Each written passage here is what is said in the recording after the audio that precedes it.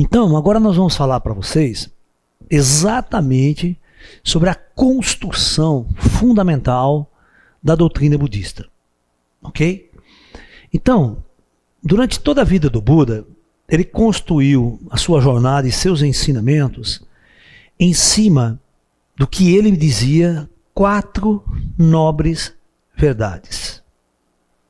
Ok? Olha, 4 nobres verdades.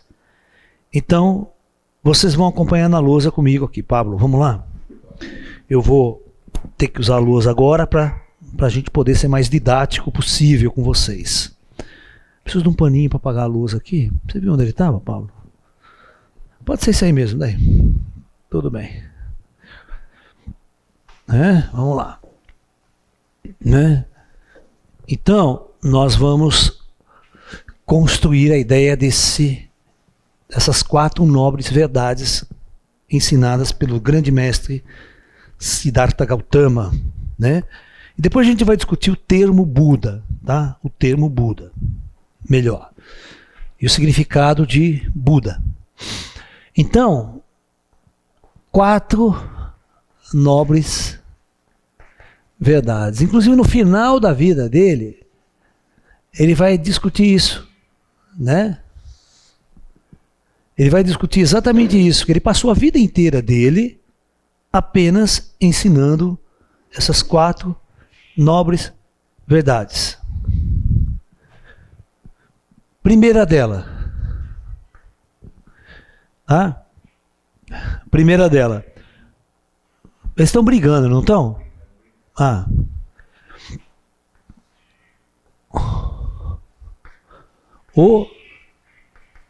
Separa a hora que eles começam a brincar, eles estão brigando.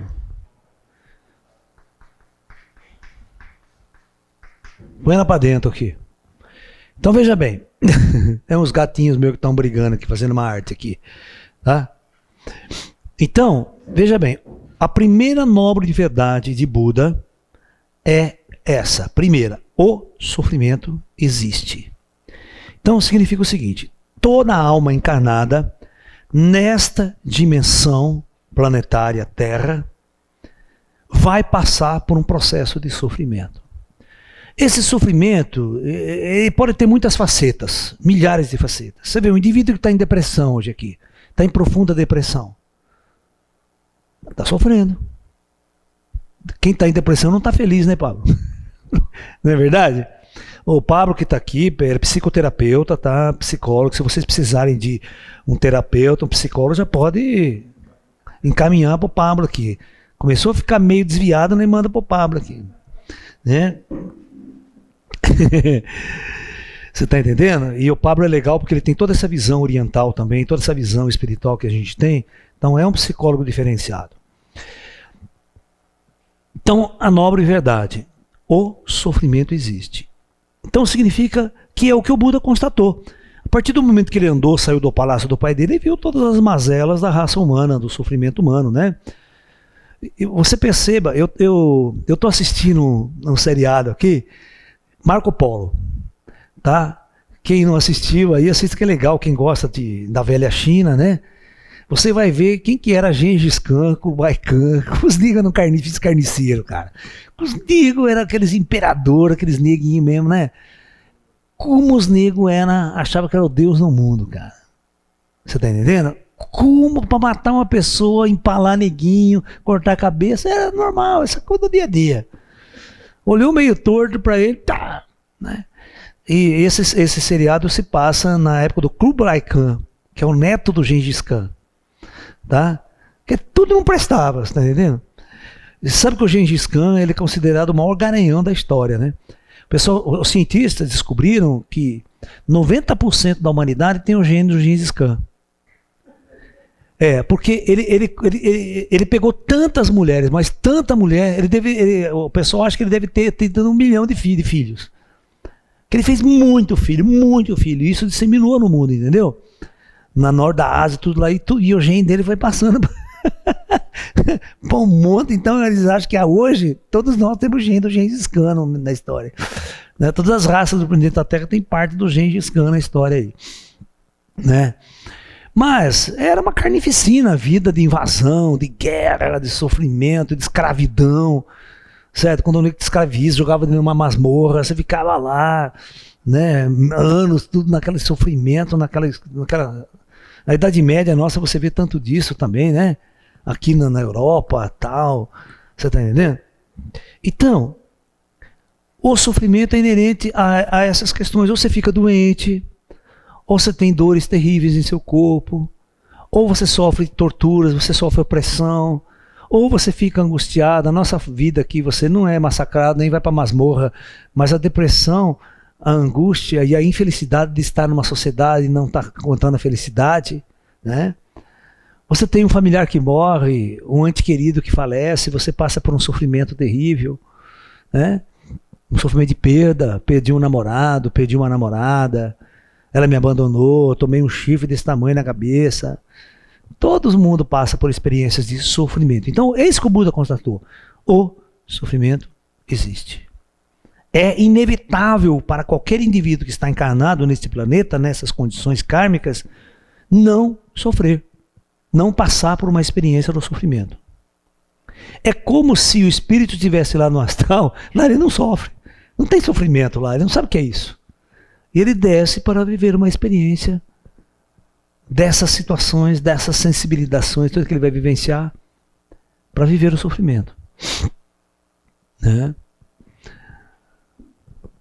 Segunda nobre verdade do Buda. Né? A causa do sofrimento, a causa desse sofrimento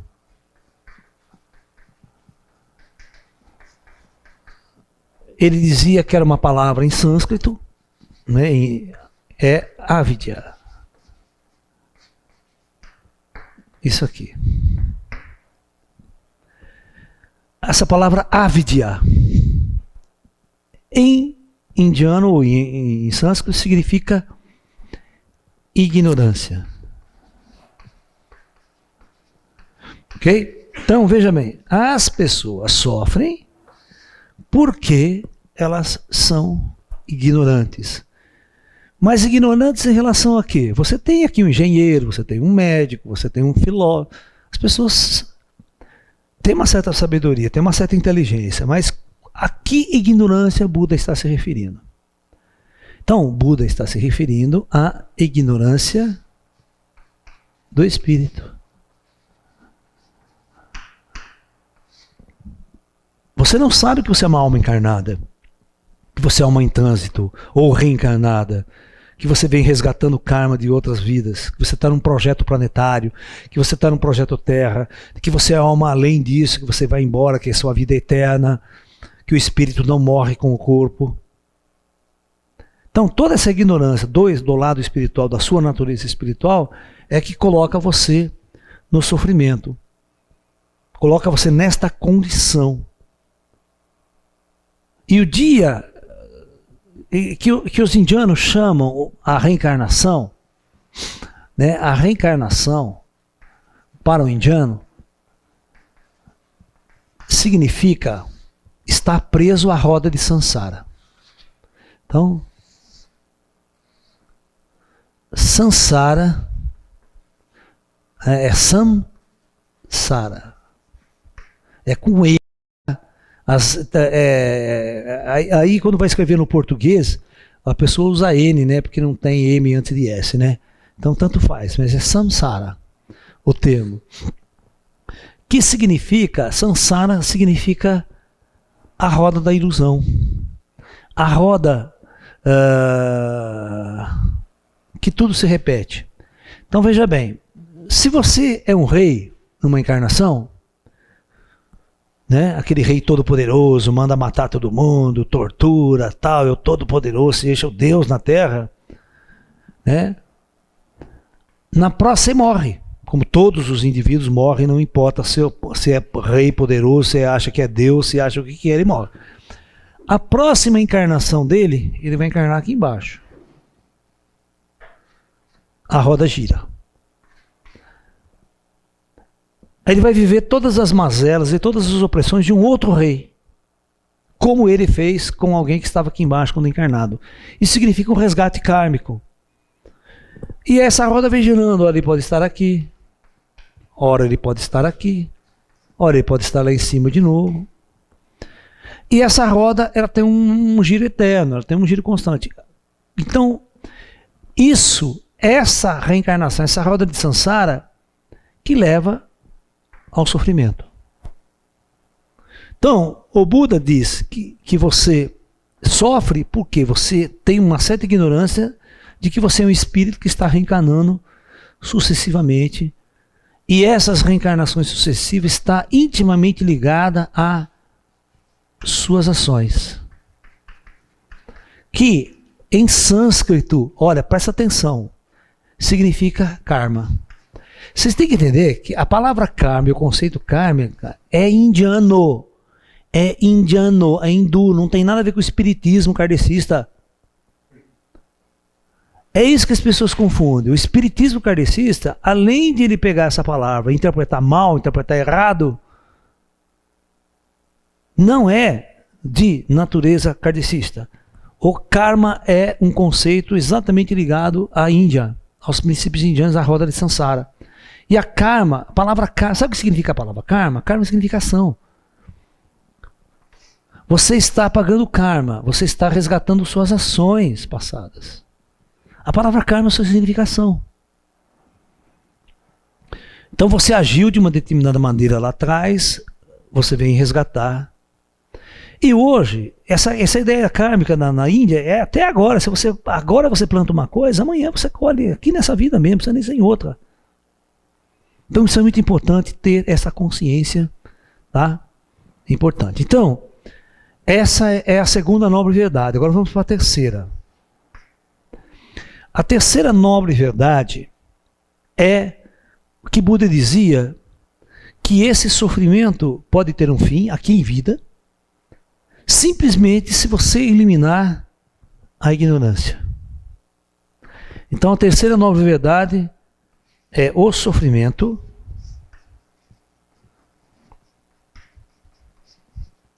pode ter fim.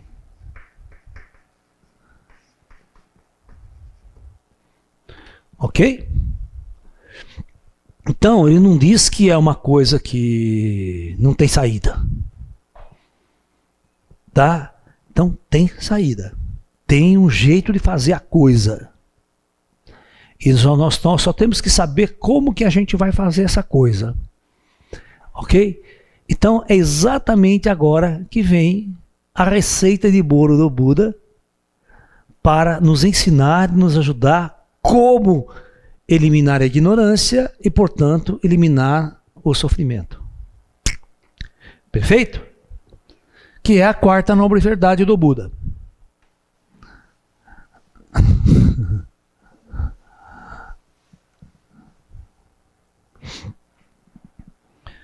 A quarta nobre verdade do Buda é o caminho óctuplo. Que Buda ensina 8 receitas de bolo, 8 receitas de bolo para você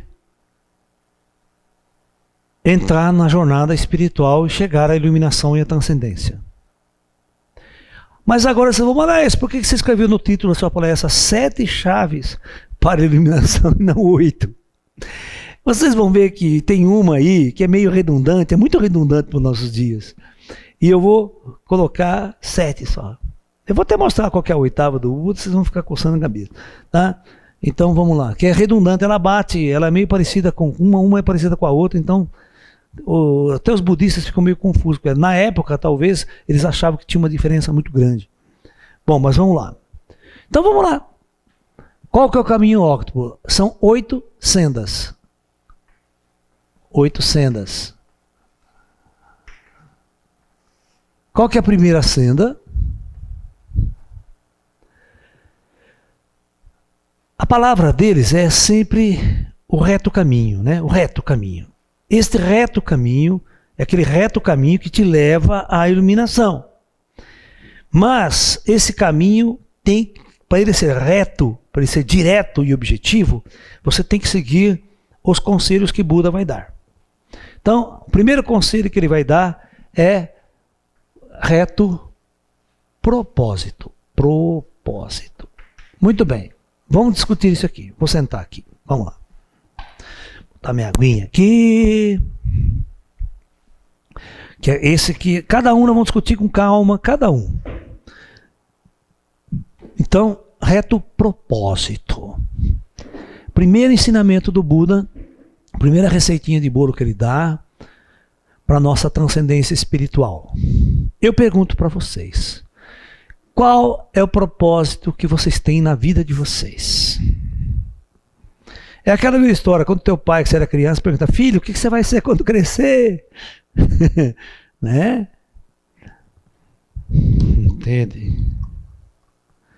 Eu vou ser médico, eu vou ser advogado, eu vou ser engenheiro, eu vou ser, né?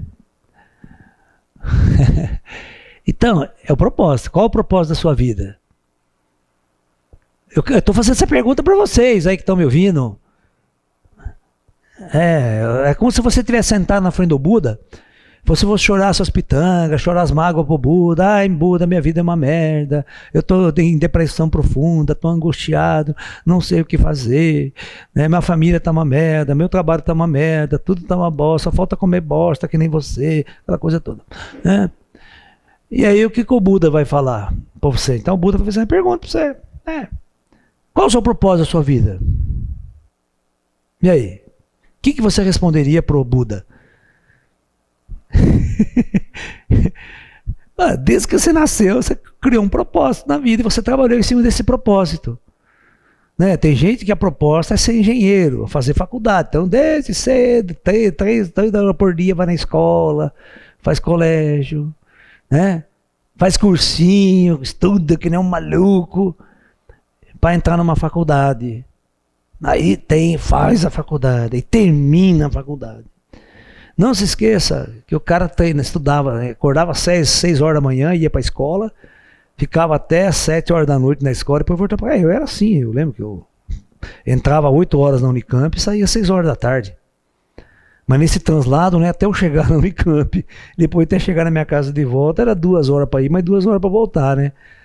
Então, você tinha que acordar 2 horas antes, 6 horas da manhã, tá em pé, né? E chegava em casa 8 horas, 9 horas da noite. E aí você tem que trabalhar para sustentar sua família, sua vida. Não tem só estudar.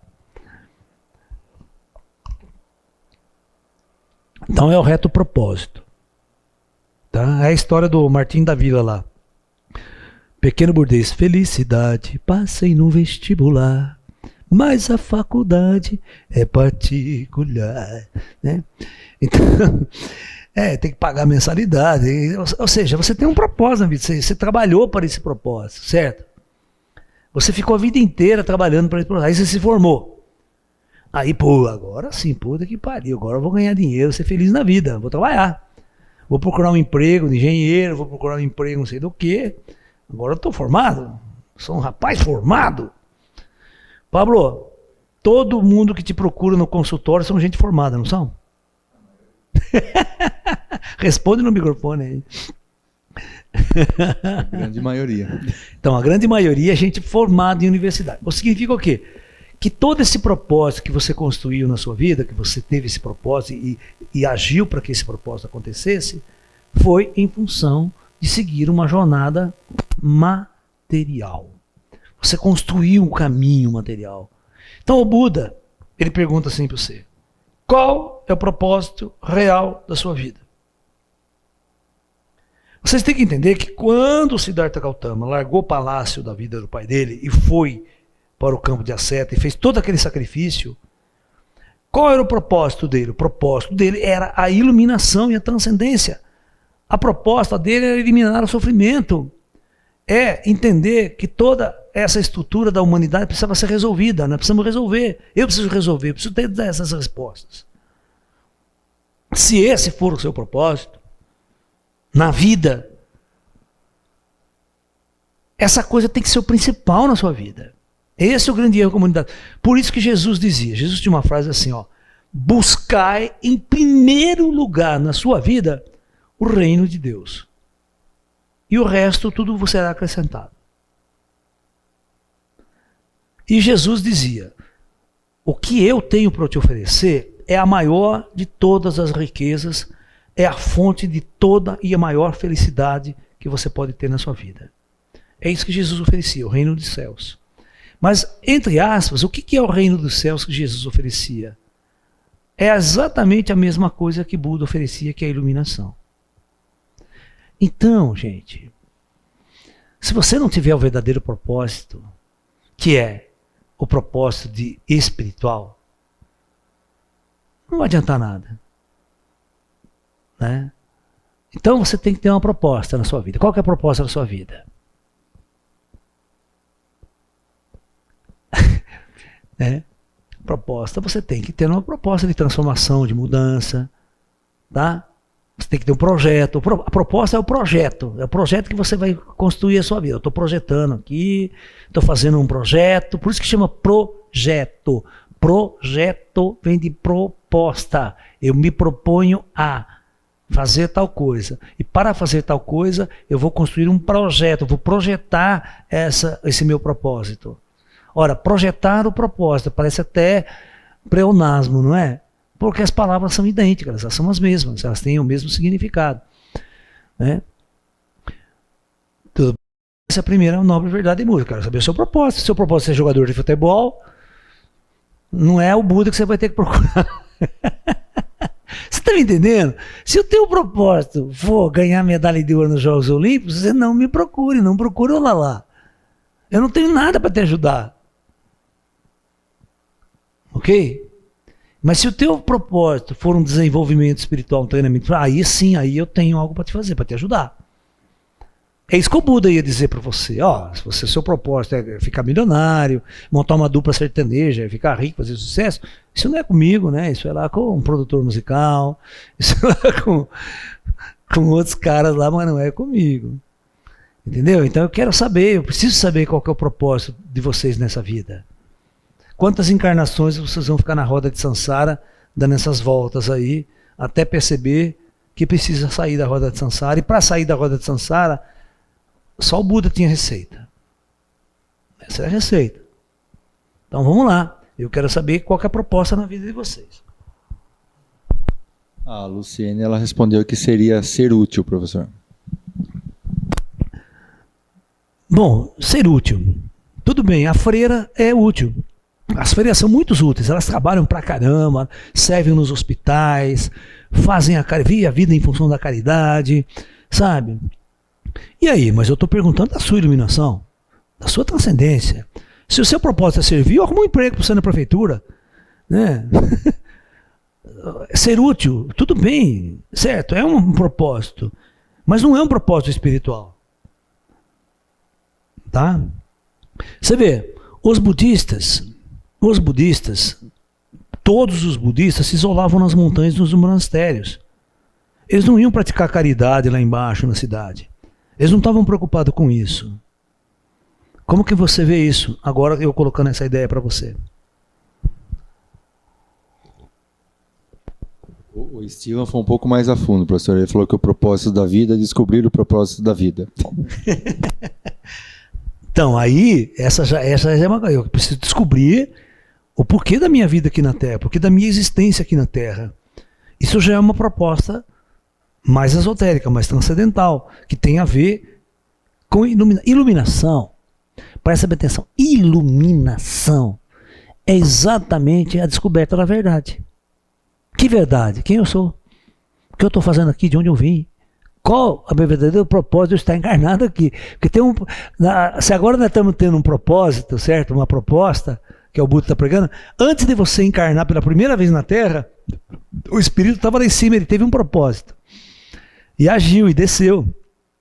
Então esse ponto vocês têm que entender. O Espírito também teve um propósito para descer até aqui. E aqueles 5 bilhões de almas que eu falei para você aqui, não é nem 5, é 6,5, estão na primeira encarnação na Terra.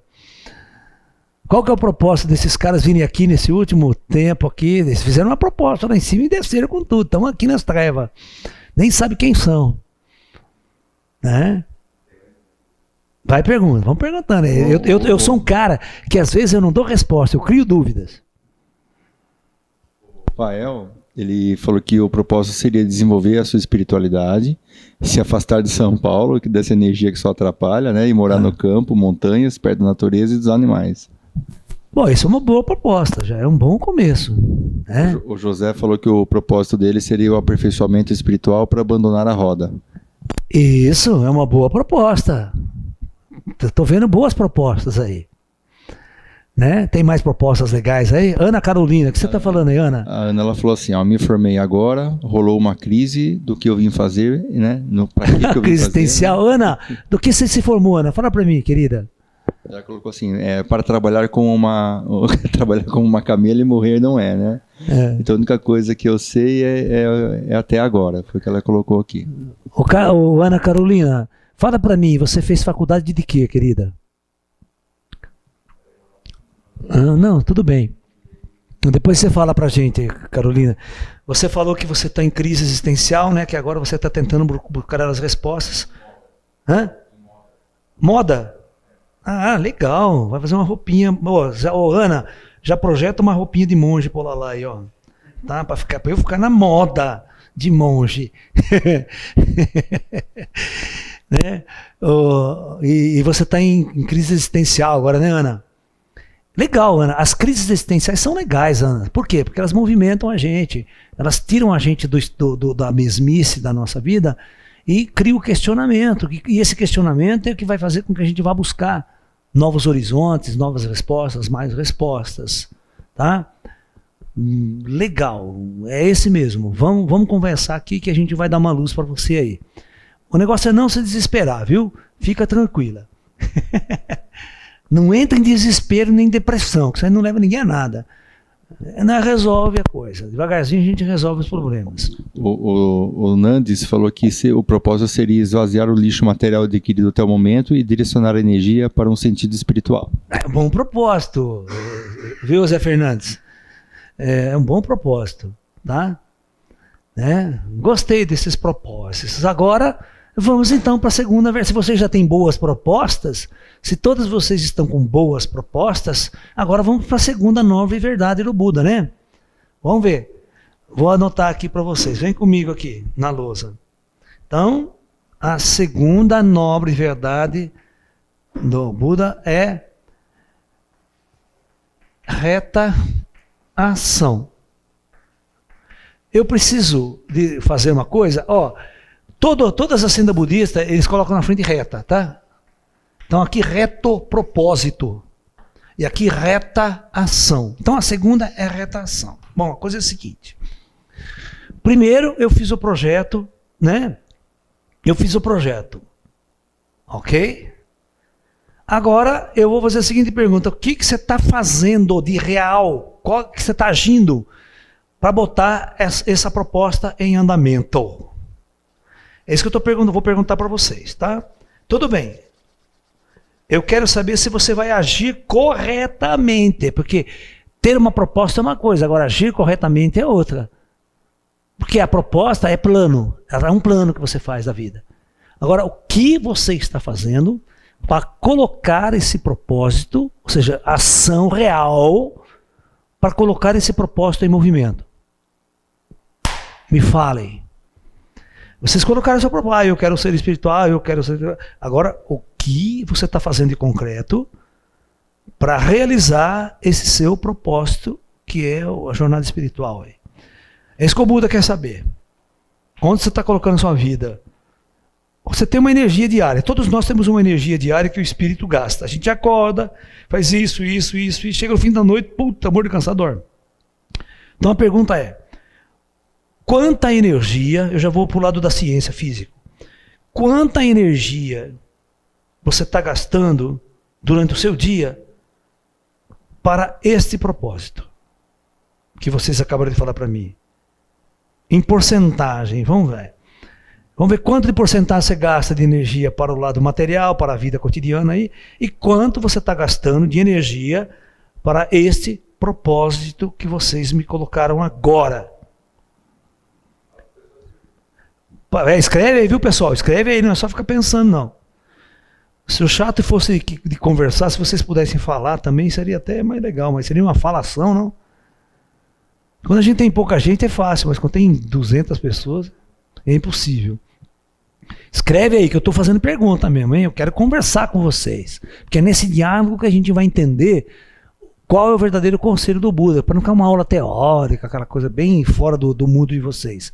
Eu tenho que trazer esse negócio aqui para o dia a dia de vocês, para o mundo de vocês, para o nosso mundo aqui. Não adianta pegar um negócio super filosófico que ninguém vai usar nunca, não passa de elucubração mental e a gente não resolve as questões nossas do dia a dia. Eu tenho que trazer isso para o dia a dia de vocês.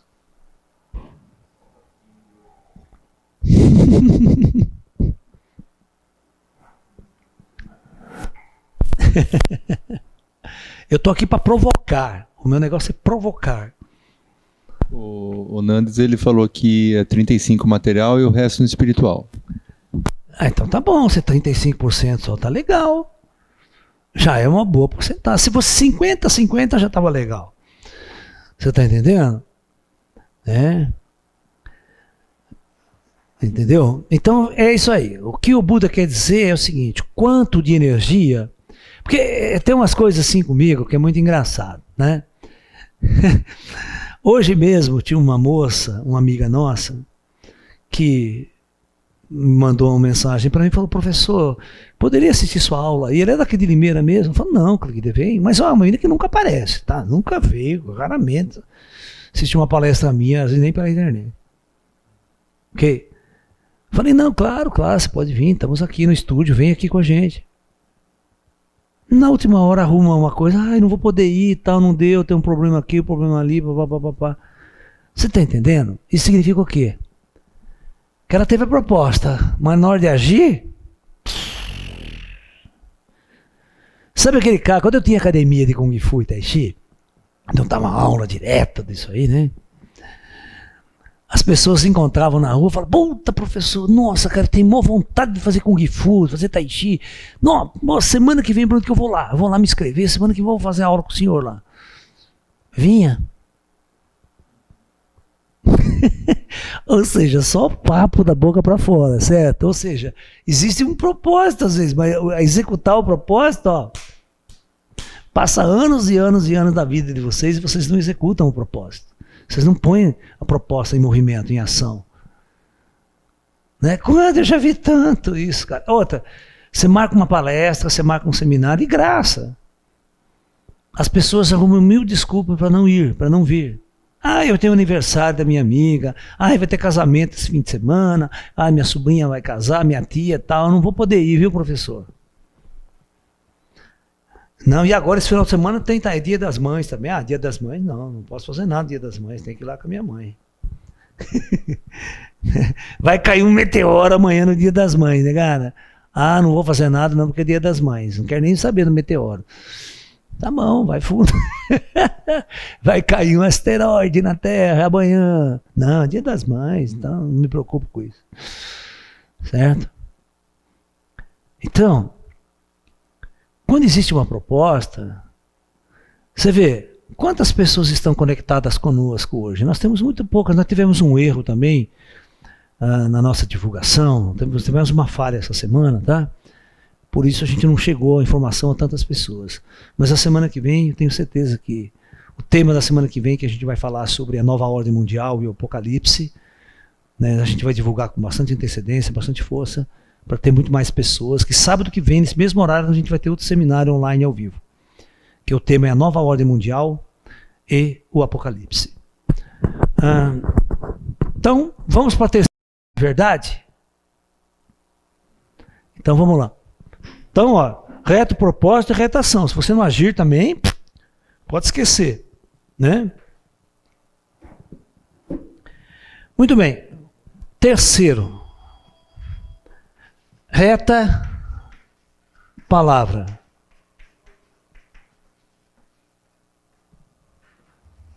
Reta palavra. A reta palavra no discurso de Buda é o seguinte: você é coerente com o seu discurso, ou você fala uma coisa e faz outra? Cara, na internet, quantos filósofos de boca para fora nós temos? Né? Que a vida do cara não tem nada a ver com o discurso que ele faz, com a filosofia que ele prega. Será que ele vive a filosofia dele?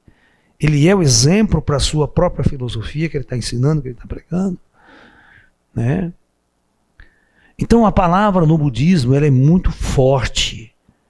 O seu discurso, o que sai da sua boca, tem que ser altamente coerente com sua prática virtuosa na vida. Essa virtude da palavra correta é extremamente importante. Você não pode ser um mentiroso, você não pode ser um charlatão, você não pode sair enganando as pessoas, você não pode sair, você está entendendo? Então, é muito importante que você saiba usar a sua palavra. E eu, mais do que nunca, tenho que saber disso. Porque eu sou um professor, eu vivo da minha palavra. É minha palavra o tempo todo. Então eu tenho que ser coerente com minhas palavras, com o meu modo de pensar, com o meu modo de agir, no meu modo de ser. Eu não posso dizer uma coisa e fazer outra. Exatamente porque você tem que entender que o plano espiritual está todo ao nosso redor, está ao nosso lado, constantemente ao nosso lado. E o plano espiritual sabe quando a gente está mentindo. E nós temos também a nossa jornada aqui na Terra. Eu vou abrir um adendo aí. Vocês têm que entender que a nossa jornada na Terra, ela está conectada ao plano espiritual. Ou seja, os nossos mentores kármicos, os nossos mentores espirituais nos acompanham diuturnamente a nossa jornada. Ele está vendo se a gente está aprendendo as lições, se a gente não está, como essa jornada está indo, se ela está indo ou não. E ele sabe se a gente está mentindo, se a gente está fazendo besteira, se a gente está roubando, se a gente está sendo desonesto. Como muitos políticos que nos dirigem, são verdadeiros mentirosos, são verdadeiros enganosos. Ele faz um discurso para você na frente das câmeras, ganha a atenção e a paixão de todo mundo que vai lá, vota em você, mas por trás você está roubando, está sacaneando, está detonando, você está entendendo? Como se ninguém estivesse vendo. Mas o plano espiritual que coordena a nossa jornada na Terra está vendo todas as falcatruas. Talvez essa justiça do homem não consiga detectar o mal que você fez e fazer você pagar o mal que você fez aqui mesmo nessa vida. Mas lá no plano superior, pode ter certeza que a sua ficha está suja. E essa ficha suja que vai trazer o seu karma na próxima geração, próxima encarnação na roda de Sansara. Isso é muito importante vocês terem consciência disso. Não precisa se preocupar com o político que foge, que não é pego, tá? Ele vai, o dele está guardado direitinho, está guardado direitinho. Ah, Elias, mas Dona Marisa morreu, não foi para cadeia. Calma, tem cadeia do outro lado também. Tem justiça do outro lado. Então todo mundo tem que ser responsável por aquilo que faz e pelo aquilo que diz fazer e disser. Isso é muito importante para a jornada espiritualista do budismo.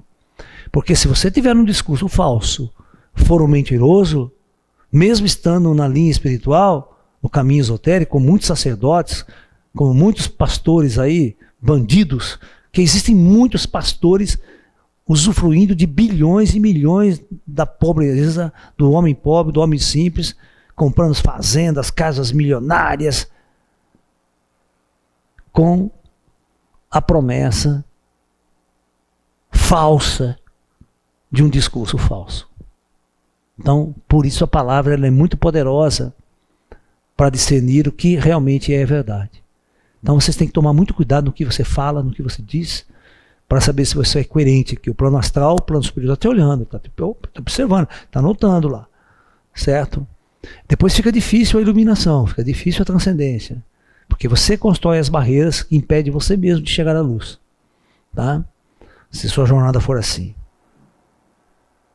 Quantos pastores estão nas trevas? Só fica vomitando a cartilha que está na Bíblia lá, mas estão nas trevas profundas. Tá? Vamos para a quarta nobre verdade. Né? Em relação à palavra, agora retos meios de subsistência. Subexistência, acho que é assim.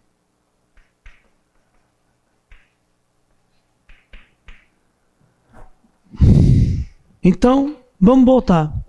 O Buda quer saber. Vamos supor que você estava numa entrevista com o Buda, né?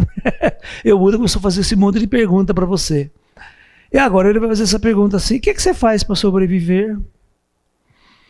Né, Pablo? O que você faz para sobreviver? Eu vivo do mensalão. Ganho 100 mil reais por mês lá para votar umas leis lá para os caras. Né? No Senado. Você está entendendo? Eu vivo de falcatrua, eu vivo de propina, de construtora. Certo? Né? O seu trabalho, ele é um trabalho que eleva os outros ou que explora e escraviza o outro para você estar nessas condições. Então o Buda quer saber, porque ninguém se ilumina, ninguém vai à transcendência gerando karma.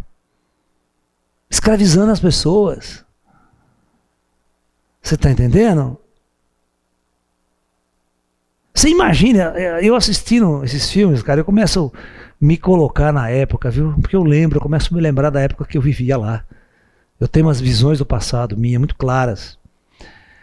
Então eu falo, puta, a época que eu vivia lá, como eu era um merda. Como a gente era um merda, cara. Servindo um rei, às vezes servindo um imperador, às vezes... Meu... E os caras sendo um filho das putas ao extremo, cara. Você tá entendendo? O cara que tá no problema na mais fundo do inferno, do umbral. Saca? É séculos e séculos pra sair do umbral. De tanto peso de karma que esses caras têm. Que a responsabilidade dele por massacre, pela escravidão, pela tortura de gente, é uma coisa incrivelmente grande. Então a carga kármica é uma carga muito densa e pesada. Demora séculos pro cara sair do umbral. E as encarnações cada vez mais ferradas para resgatar esse karma que ele plantou. Né? Então é uma coisa terrível. Você vê como é que os homens dirigiam o planeta, como é que eles massacravam o outro. E o sonho deles era invadir, né? Invadir aquele vilarejo e roubar todas as riquezas daquelas pessoas. Essa era a ideia dos caras. E para roubar é massacrar, matar criança, matar todo mundo que está naquela aldeia para pegar a riqueza, pegar as coisas daquela, a propriedade dos caras. Então isso é meio de subsistência. Como você está ganhando o seu dinheirinho? Você vê, eu estou ganhando meu humilde dinheirinho trabalhando com a espiritualidade, levando conhecimento, discutindo a espiritualidade. Esse é o meu jeitinho humilde, simples de me subsistir, sem enganar ninguém, sem escravizar ninguém. Agora tem cara que monta uma indústria aí, bota 2.000 empregados, paga salário mínimo pro cara e ele fica lá, bilionário lá, né? Com os lucros, mega lucros que eles têm. Olha os bancos aqui no Brasil, já viu o banco brasileiro, tem mega lucros, é uma coisa absurda. Né? Tudo bem, sou contra ter lucro, mas como que você consegue esse lucro, esse dinheiro? Então, o Buda percebe também que se você cometer erros nessa jornada, nesse processo, você não se ilumina, vai barrar a sua iluminação. Porque vai barrar no seu karma, vai barrar na ação no mundo. E se você gera karma, a iluminação não vem, porque ela cria uma barreira para a transcendência espiritual. Vocês têm que entender isso. Por isso que as nobres verdades, se você não seguir as receitas, se você não estiver dentro desse contexto, você não vai atingir a iluminação. Tinha um senhor, ele me mandou umas perguntas, nem disse o nome, num programa de rádio que a gente tem na Rádio Mundial. Ele mandou a seguinte pergunta: professor, o que eu faço? Eu trabalho em matadouro de animais. Eu fico o dia inteiro matando bicho, matando vaca, matando porco, matando, sabe? Pô, né? Então qual que é o seu meio de subsistência? Eu mato. É que nem aqueles matadores do Nordeste. O que você faz, né, para sobreviver? Eu sou matador profissional. Quanto você já matou? Eu matei uns 5.000. Eu ganho por morte, por quanto eu matei. Porra, você entendeu, cara? O neguinho ganha dinheiro matando. Né? Matador de aluguel, esse filme que a gente assiste na televisão, né? Sacou? Mas trabalhar em matador, cara. Eu falei pro cara, pô, sai dessa vida, você tem opção, vai trabalhar em outra coisa. Vai 20 anos, tenta mais 20 anos de karma. Você vai ficar mais 10, mais 20, mais 30. Vai, pô, cada vez a montanha de karma vai crescendo. Consciência você tem que mudar, cara. Ai, mas não sei, larga essa porra. Reza pra Deus e arruma de emprego, cara. Quando você vai ter coragem de transformar a sua vida agora? Vai ficar matando a vida inteira? Acorda pra espiritualidade, vamos fazer mudanças. Então, a nossa vida é assim. Portanto, todos esses políticos que são exemplos de tudo aquilo que nós estamos falando hoje aqui, que a televisão, cada dia que passa, você vê os podres vindo à tona, e você vai ver como os discursos deles são completamente das suas ações, e quanta gente não está nesse partido, quanta gente não vai para a rua, quanta gente não luta ainda por esses caras, porque foram convencidos pelo seu discurso, pela sua palavra. E tão fanáticos que são que não convencem de suas ações negativas. Mas no plano espiritual ninguém engana. Tá? Portanto, a jornada espiritual ela tem que ser muito centrada. Ela tem que ser muito centrada. Então, qual é os seus meios de subsistência? Você vive do quê? Tá? Isso é muito importante que vocês tenham essa consciência. Então, esse é o quarto, né? 5.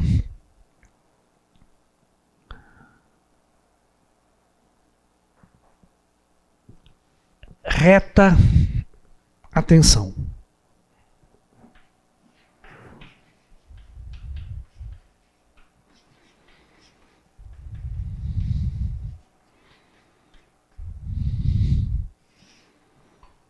Reta atenção. O Buda dizia que você tem que estar atento, muito atento o tempo todo. Muito consciente da sua jornada. Porque os nossos desejos, eles sempre vão nos empurrar para sair do caminho. Tá? Sempre o mundo, o sistema aí fora, vai nos tentar arrastar para o outro lado. Então você tem que estar sempre atento, prestando muita atenção no teu ego, prestando atenção na sua alma interna, porque é muito fácil sair do caminho. É muito fácil você se cansar, me cansei dessa jornada, não consigo nada, não conquisto nada. Alguém te oferece uma coisa melhor, você já para aquele lado lá. Você está entendendo? Tem que estar muito atento. Você quer ver? O pai do Buda nunca se conformou dele ter abandonado o palácio. Nunca. E durante a vida toda de Buda, ele tentou fazer o Buda largar daquela vida de mendigo, de mendicância pela Índia, praticamente de um asceta, de um monge, e voltar para o palácio. Porque o pai dele ia morrer, ele ia reinar todo o palácio do pai. Como o pai morreu muito antes dele. Mas o palácio ficou com quem lá? Tá? E que fim deu o filho de Buda? E que fim deu a mulher do Buda? Né? Que fim deu? Né? Então, o pai tentava todo tempo trazer o Buda de volta para o palácio. E fazia 1000 peripécias para trazer o filho de volta para casa. Um belo dia, o irmão dele, né, o irmão do pai, que é o tio do Siddhartha, estava em visita ao palácio do pai. E o pai reclamou, né? Falou, poxa, eu queria tanto trazer o Siddhartha de volta para o palácio, ele tem um reino todo para governar, né? Um palácio todo, e eu vou morrer e não tem ninguém para deixar. O Buda era o príncipe herdeiro. E falou por irmão, ir lá conversar com o Buda para trazer o Buda de volta para o palácio. E o irmão falou, não, pode deixar, prometo, eu vou lá trazer o Buda de volta. E esse irmão foi até o Buda e tentou convencê-lo a voltar para o palácio do pai dele. E ficou dando um puta discurso e tal. certo? Criando mil artimanhas para tirar o Buda daquele caminho dele, que já tinha sido iluminado, estava pregando, estava vivendo. Né? Não é na fase que ele estava comendo bosta, não. Já era a fase iluminada. Porque naquela fase comendo bosta era fácil tirar ele da jornada, porque qualquer um, pô, né? Parar de comer merda para voltar para o palácio é uma boa. Mas nesse caso ele já tinha sido iluminado, já fazia um tempo que ele estava pregando, andando pela Índia. E ele falou pro tio dele: olha, tio, não volto não. Não vou voltar não. Eu volto com uma condição. Ele pegou o tio dele pro pé e falou: eu volto numa condição. Eu vou te fazer uma pergunta, e a pergunta que eu te fizer, você vai ter que responder sim. Mas só que tem uma coisa, você não pode mentir para mim, porque eu leio o teu coração. Eu sou o Buda. Eu leio o teu coração. Eu leio tua alma. Então você não pode mentir. E o Buda fez a seguinte pergunta para o tio dele: tio, o senhor é feliz? O Buda conhecia o ser humano, né, meu? Todo ser humano está em sofrimento, está em angústia, está em depressão. Pô, não adianta você perguntar uma pessoa comum, a pessoa não é feliz. Não existe uma pessoa nesse planeta que pode se dizer que é feliz, tá? Se disser, é mentira. Ele está mentindo para você. Ele está errando na reta palavra. Tá? Porque o ser humano é oscilante. Em cada momento ele está num estado. Ele não tem plena felicidade.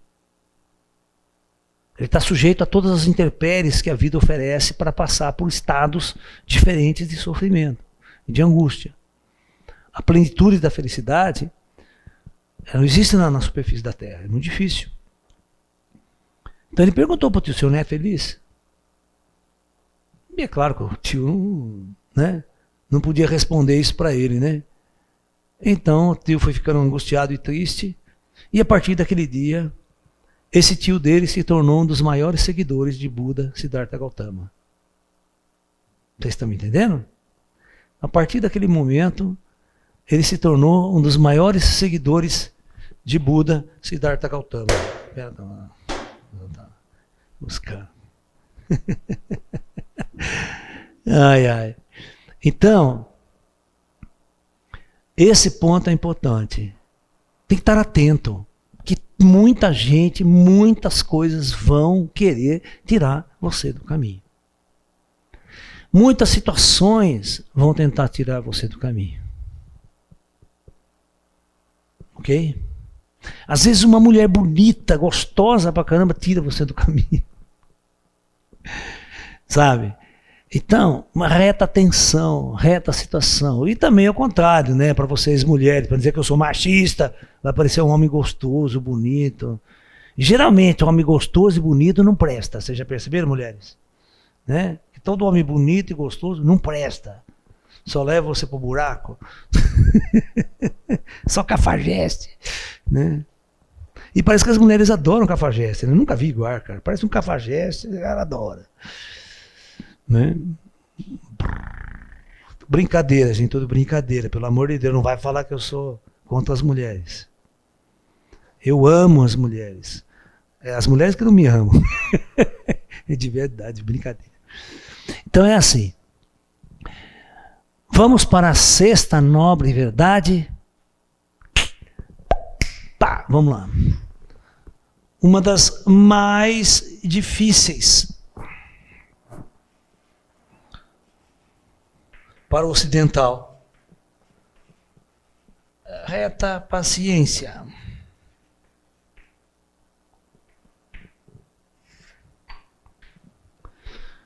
Nós somos uma geração de supermercados. Nós somos uma geração de micro-ondas. Nós somos uma geração de comprar tudo pronto.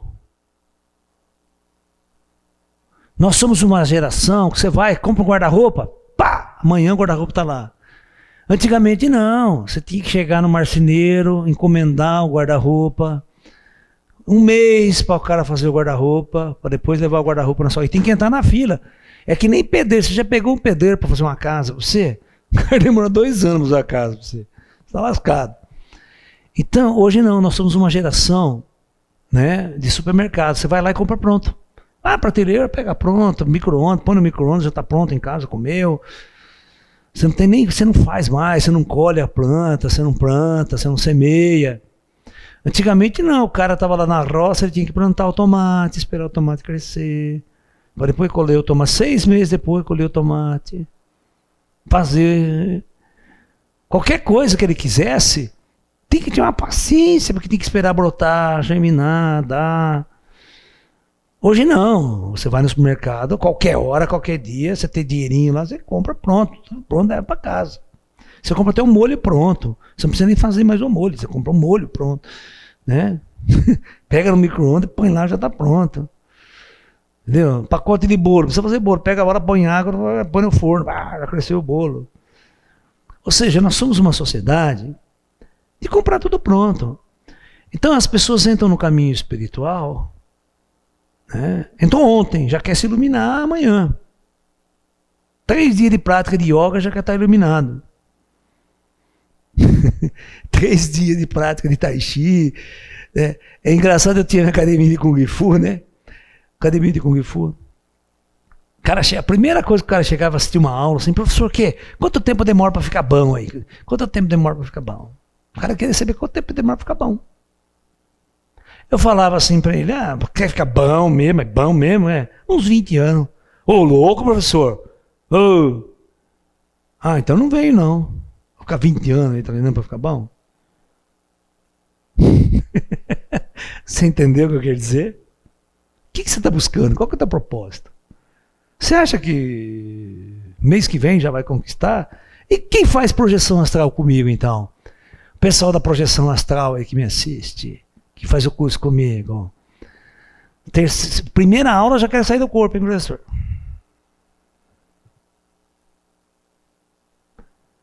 Você está comprando um produto no supermercado, na prateleira, que abriu, tal, botou, ligou, funciona? Não é assim. Jornada espiritual, meu filho, é paciência, trabalho, perseverança.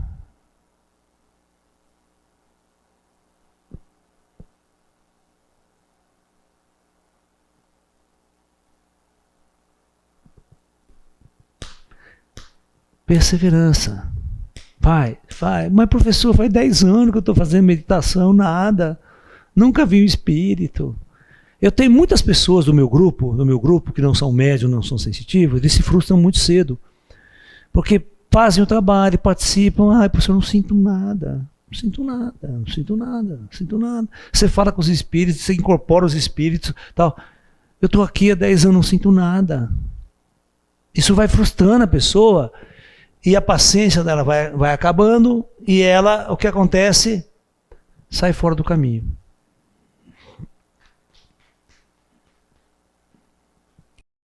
Paciência, você não sabe quando que a coisa vem, quando que ela vai explodir. Entendeu? Inclusive, uma das sendas, né, eu vou colocar a 7ª como reta perseverança. Que na minha não tem, porque reta perseverança e retação para mim é a mesma coisa. Você tem que agir corretamente. E agir corretamente é estar conectado, né? E perseverar no caminho, né? Então, aqui eu coloquei as 7 chaves para a iluminação, mas aqui eu discuto com vocês. Então, a 7ª, deixa eu apagar esse lado, vir para esse lado aqui, que ficou mais fácil.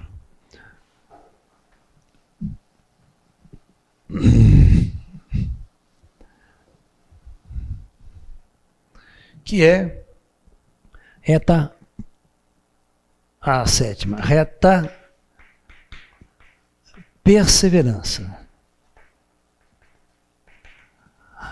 Ou seja, você não pode desistir com facilidade. Você fica 1 ano, 2 anos, 3 anos treinando, você acha, não conquistei nada. Eu tinha um capitão do Exército de Campinas, que aonde eu ia, ele me seguia. Fomos para congressos em Brasília de ufologia juntos, todas as reuniões espirituais ele ia. E ele era tão frustrado, ele falou, Laércio, eu faço todos os cursos que você dá, fiz todos os cursos de projeção astral, vou para um monte de centro espírita, sou kardecista. Meu, eu nunca vejo nada, nunca sinto nada, nunca percebo nada. Mas que coisa, que karma, que cima, ele falava assim. E eu falava assim, paciência, Barbosa. Inclusive ele faleceu e não conquistou isso que a gente está conversando aqui. Claro que hoje ele está lá no plano espiritual, né? Gente, sempre foi gente boa pra caramba, um espírito muito bom que está no mundo espiritual e com certeza me ajuda muito no meu trabalho aqui que a gente faz.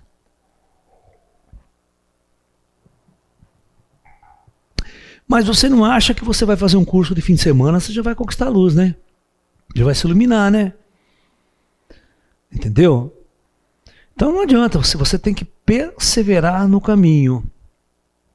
Você tem que insistir. Você tem que praticar. Praticar Kung Fu? Pratica Kung Fu a vida toda.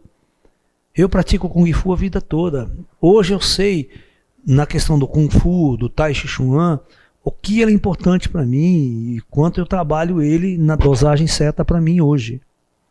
Né? Entendeu? Então teve uma época que a prática do Kung Fu era intensa. Hoje já não é tão intensa pelo fato da minha idade e pelo fato do meu foco também eu ter que trabalhar outras áreas do meu ser, né? Ele foi importante para moldar o meu espírito, moldar a minha alma, né? A prática do Kung Fu, o Tai Chi Chuan já é mais praticado por mim, ele não desgasta tanta energia física, muito pelo contrário, traz a energia física também, e nós sabemos dosar. Isso significa, mas eu não paro, a gente persevera no caminho. Tem pessoas que chegam que treinaram 3 anos comigo, 4 anos, e hoje tá gordo, barulho, tá? O cara chega e fala, Laércio, pô, eu queria tanto voltar a fazer Kung Fu, era tão bom aquela época. Por que você não continuou? Por que você não perseverou? Né? Tirou você do caminho, tirou você fora da sua jornada espiritual. O que mudou? Né? Casou, criou barriga? Né? É engraçado que quando casa, os dois criam barriga, né? Tanto a mulher quanto o homem, né? A mulher porque engravida, o homem porque, né, enche de chope, cerveja, fica barrigão, né? Entendeu? Ou seja, tem que existir um grande propósito e perseverar nesse propósito. A perseverança, agir constantemente, ter paciência. Paciência porque as coisas não caem do céu, você tem que construí-las dentro de você. Esse é um trabalho que tem que ser feito e demora mesmo. Demora, a iluminação não vem daqui a um mês, daqui a 15 dias. Tudo no mundo espiritual é uma construção interna. Você demorou 20 anos para entrar numa faculdade, para entrar na faculdade, mais 5, 6 para se formar, você está se formando com 27, 28 anos. Quem faz mestrado, doutorado, medicina, para depois começar a exercer, são 20 e tantos anos de estudo. A espiritualidade é a mesma coisa. Você está achando que você vai, né, 6 meses de curso, já vai estar iluminado, transcendido. Ah, eu vou ficar no mosteiro meditando lá 1 ano, já estou iluminado. A sua tia não está há 64 anos no monastério? Né, Patrícia? Pergunta para ela se ela fala com o espírito, vê espírito, conversa com o espírito, já está transcendida, iluminada. Porque é o propósito, como você construiu essa jornada toda. Tem que ter paciência. Tem que ter paciência. Paciência. E perseverança. Posso ir para a última? E depois a gente constrói toda a discussão da palestra? Né? Então vamos lá, vou fechar aqui.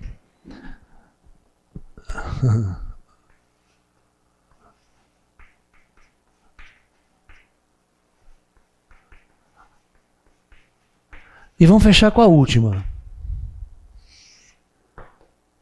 Você vê, todas as outras são fundamentalmente para você chegar na última. Todas as outras.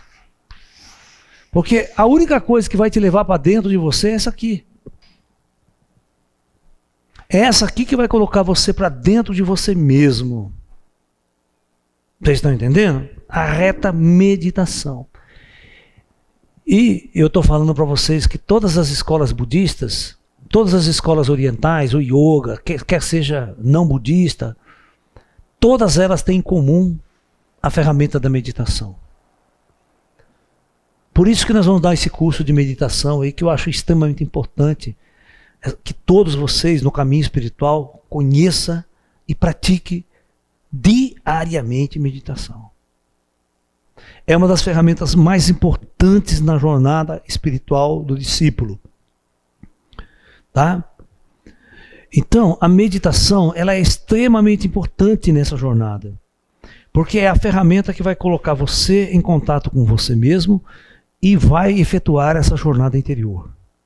Vai promover o autoconhecimento, o contato de você com a sua essência espiritual. Iluminação nada mais é do que você entrando em contato com você mesmo e simplesmente abrindo a sua memória para as suas vidas anteriores, para a sua vida passada, e abrindo a memória para a tua natureza espiritual, o espírito que sempre fomos. E aí todas as verdades começam a manifestar-se, a surgir, e eu compreendo a minha existência na Terra. Eu compreendo o motivo pelo qual eu estou aqui. Então isso é iluminação. A palavra Buda é uma palavra sânscrita que significa estado de luz ou iluminado. Então, quando o indivíduo atinge o estado de Buda, ou quando ele atinge a iluminação, simplesmente significa que ele acorda.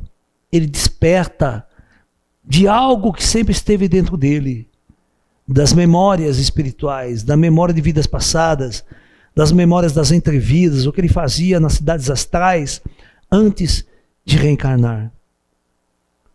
Você sabia que tem visões budistas tão primitivas aí, de algumas linhas budistas, que eles não conseguem imaginar a cidade astral? Ele acha que o cara morre, horas depois já está encarnando no outro baianinho ali. Tem até que reencarna em animal, em cachorro, gato. Eu já vi essas bobagens. Né? Então é muito importante você estudar as linhas budistas, as mais diversas, e vocês vão ver que tem coisa que não dá para acreditar, não dá para encaixar no nosso raciocínio atual dos dias de hoje. Tá? Então a gente tem que ponderar tudo que vem, cara. Tudo que vem. Buda nunca falou essas coisas. Então, as construções do budismo ao longo do tempo tem muito problema. Ó, a iluminação é muito para a cabeça, tá? Que era uma senda espiritual, uma jornada espiritual, já está de grande tamanho, você está entendendo? Já está de grande luxo, né? Para a nossa sociedade ocidental, iluminada é a raridade aqui. É muita raridade. Você tem que se conformar com isso. Mas se conforma com vários passos na espiritualidade, com pequenos passos já é uma grande coisa para um espírito ocidental. Tá? Então, claro, à beira de uma guerra nuclear, se acontecer um desastre, nós estamos lascados aqui, ninguém pode nenhum canto. Agora, o que pode acontecer é diferente, hein? Nós podemos ter a segunda saída, não ter a guerra nuclear e começar a haver uma intervenção espiritual. Essa intervenção espiritual e uma intervenção extraterrestre pode sim levar muitas pessoas à iluminação abrupta e à iluminação rápida, ao acordar mais rápido. Tá? Isso pode ser outra trajetória para mudar a Terra da face. Aí você já está mais pronto para a iluminação. Quem está na jornada espiritual fica mais fácil, não vai ter tanto choque nessa transcendência e nessa chegada dessas intervenções, vai ser muito mais aceitável. Tá? Tirando as suas dúvidas, esclarecendo as coisas. Né? Porque o cerne de toda a doutrina budista a gente já colocou para vocês. Agora estudar isso daí, pesquisar isso, colocar isso em nossas vidas, sempre estar atento a isso, tá? Porque embora seja uma coisa muito antiga, mas ela é muito atual. Se você pegar essa cena, ela é muito atual. A gente pode usar esses conselhos para o nosso dia a dia hoje. Né? Você sabe um detalhe? Eu não pago aposentadoria, cara. Não tenho plano de saúde. Não pago aposentadoria. Certo? As pessoas perguntam, mas Laércio, lá na frente, vou morrer. Né, Thalita? Ai, mas não tem plano de saúde, eu vou morrer. E se eu morrer, o que acontece? Eu morro pro astral. As pessoas acham que eu tenho medo da morte, cara. Ai, eu não fico fazendo plano para minha saúde daqui 20 anos. É uma gastação de dinheiro idiota esse negócio de plano de saúde. Se você fizer a conta, cara, pode fazer a conta. Tudo que você gastou em plano de saúde, você pagava os médicos, consulta médica, ainda sobrava dinheiro pra cacete. Né? Aposentadoria é a mesma coisa. Se você tirasse o que você enfia no governo, plano de saúde, o que você enfia no governo de aposentadoria, e o que você paga no governo de fundo de garantia, que o cara administra mal esse fundo de garantia, né? Fundo de garantia não rende 3% ao mês, ao ano, pô, a inflação é 30%. Você só perde dinheiro. Então é muito mais fácil dar esse dinheiro para nós e nós depositar no banco. Nós, nos nossos fundos aqui de rendimento, rendia 500 vezes muito mais. Né? Tem um propósito de vida também bem formulado, né, professor? A gente não fica com medo de... Não fico com medo, eu trabalhar. não tô preocupado, eu vou trabalhar até o fim da minha vida. Eu vou morrer dando palestra, vou morrer no palco, assim, pá, fui pro astral, sabe? Lá foi embora, né? Festa aqui na Terra. E olha, festa aqui na Terra, hein? O dia que eu morrer, vocês vão fazer a maior festa, pizza pra todo mundo de graça. Certo? Não quero ver ninguém chorando nessa porra, não.